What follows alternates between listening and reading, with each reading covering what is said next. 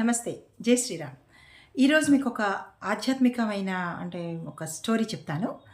అదేంటంటే పార్వతీదేవి శివుడిని మింగేసిందంట. అదెట్లాగో చెప్తాను. ఇది నిజమేనా? కాదా అని. నిజమేనండి.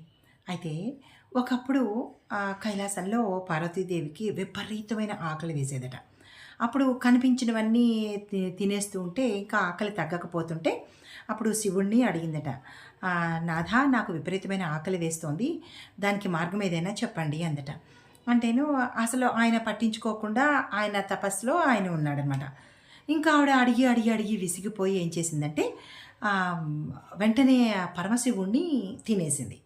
తినేసేటప్పటికి ఏమైంది, కడుపులోకి వెళ్ళిపోయిన ఆ పరమశివుడు గరళ కంఠుడు కదా ఆయన, ఆ లోపలున్న విషము, ఆ విషపు తాలూకా వేడికి ఈ అమ్మవారు ఏమైందంటే నల్లగా మాడిపోయి ముసలి వయసు ముసలి రూపంలో